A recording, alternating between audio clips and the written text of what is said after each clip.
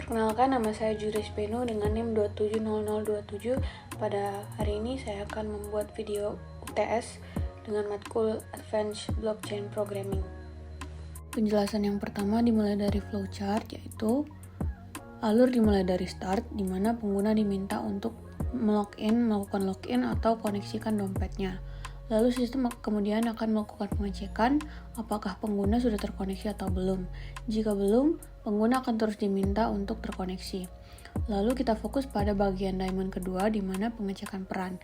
Setelah koneksi berhasil, alur bercabang berdasarkan peran pengguna, penjual atau pembeli. Yang pertama, jika pengguna adalah penjual, mereka dapat tambah produk. Setelah produk dimasukkan, sistem akan melakukan pengecekan apakah produk sudah tervalidasi, seperti validasi data input.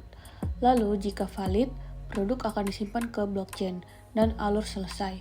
Jika tidak, pengguna akan diminta kembali menginput detail produk. Lalu selanjutnya kita fokus ke jalur kanan jika pengguna adalah pembeli. Mereka dapat mencari atau melihat produk, lalu selanjutnya mereka akan memilih produk dan proses pembayaran dilakukan via smart contract dengan mengirimkan Ethereum. Lalu kemudian sistem melakukan pengecekan konfirmasi transaksi. Jika transaksi berhasil dikonfirmasi, maka sistem akan mencatat transaksi dan mengirim dana ke wallet penjual. Setelah itu produk dikirim, lalu pembeli memberikan rating dan alur selesai atau end. Namun, jika transaksi gagal, pembeli akan kembali ke langkah pengecekan konfirmasi atau diminta melakukan pembayaran ulang. Selanjutnya yaitu kelas diagram. Kita mulai dengan kelas diagram yang menunjukkan arsitektur data sistem, di mana diagram ini terdiri dari 4 entitas utama yang saling berinteraksi. Yang pertama ada kelas user. Ini adalah entitas dasar dengan atribut seperti ID user, nama, dan alamat wallet dalam bentuk string. Kelas ini merupakan representasi dari setiap pengguna di sistem. Lalu yang kedua yaitu kelas smart contract, yaitu kelas ini adalah inti dari sistem desentralisasi kita yang dimana menangani fungsionalitas utama seperti menambahkan produk, tambah produk, dan juga beli produk yang memastikan transaksi berjalan otomatis dan transparan. Lalu, terdapat relasi one-to-many antara user dan smart contract. Satu pengguna dapat berinteraksi dengan banyak fungsi di dalam smart contract, misalnya menjual atau membeli banyak produk. Ketiga, kelas produk menyimpan detail item yang dijual, termasuk ID produk, nama produk, deskripsi singkat, dan alamat penjual.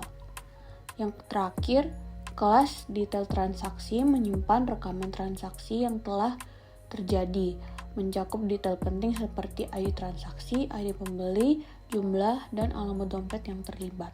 Kelas ini memastikan setiap transaksi pembelian tercatat secara permanen. Selanjutnya, use case diagram. Use case diagram ini memetakan interaksi antara para aktor dan juga fungsi-fungsi utama dalam marketplace terdesentralisasi. Di sini kita punya 3 aktor utama, yaitu penjual, pembeli, dan juga sistem.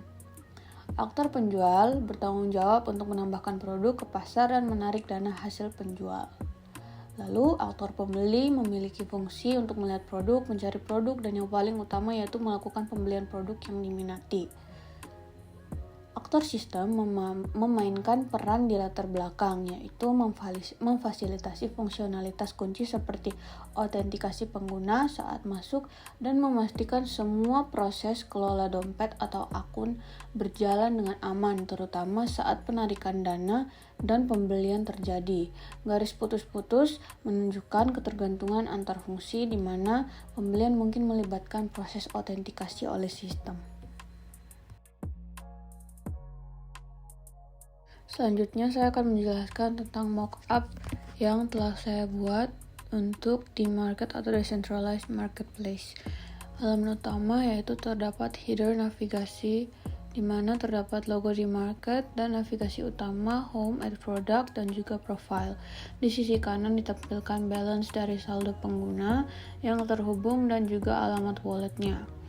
Lalu yang berikutnya terdapat informasi pasar, terdapat judul Web3 Marketplace, diikuti dengan deskripsi singkat buy and sell items using Ethereum smart contracts in a truly decentralized marketplace. Lalu bagian selanjutnya kita lihat di sini ada daftar produk, di mana bagian inti ini menampilkan kartu-kartu produk yang tersedia seperti digital art NFT, gaming laptop, dan juga smartwatch. Dari item card ini setiap kartu menampilkan gambar produk, nama produk, statusnya active or not, lalu deskripsi singkat, harga, kategori, dan juga alamat penjual. Lalu terdapat juga tombol beli di item details, di mana ketika sebuah produk diklik akan muncul modal item details, di mana informasi ini menampilkan informasi lengkap item seperti digital art NFT, statusnya, harga, kategori, dan juga seller address. Lalu dalam ketika melakukan aksi pembelian terdapat tombol utama yaitu purchase for contohnya 0,5 Ethereum atau sebagainya, yang mengindikasikan bahwa transaksi akan diproses melalui smart contract Ethereum dan pengguna perlu memiliki Ethereum yang cukup untuk harga item dan gas fee yang akan pengguna bayar. Lalu selanjutnya ada halaman tambah produk atau add product, di mana halaman ini adalah formulir khusus untuk penjual yang ingin mendaftarkan produk baru ke dalam marketplace.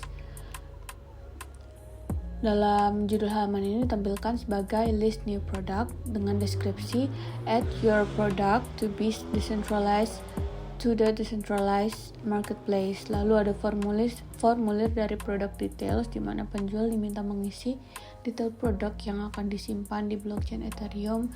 Seperti di sini bisa kita lihat ada product name, ada description, ada price, ada kategori, lalu juga ada product image URL.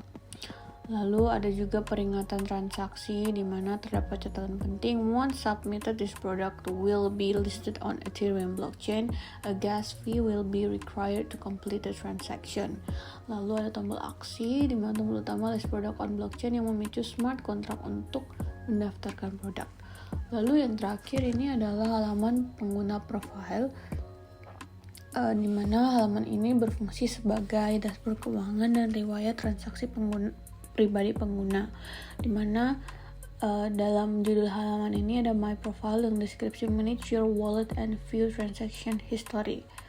Ada wallet balance yang menampilkan status wallet pengguna, lalu ada available balance, saldo Ethereum saat ini misalnya 2,5 Ethereum, lalu wallet address, lalu ada withdraw funds, di mana bagian untuk penarikan dana dan pengguna dapat memasukkan amount in Ethereum yang ingin ditarik, dan tombol withdraw ini memungkinkan pengguna untuk menarik dana ke wallet Ethereum yang terhubung.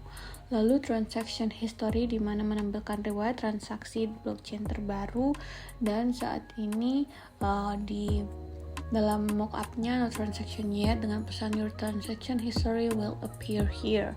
Lalu ada peringatan smart contract, yaitu terdapat catatan kaki all transaction are processed through Ethereum smart contracts. Make sure you have sufficient Ethereum for gas fees. Sekian penjelasan dari mockup ini. Terima kasih.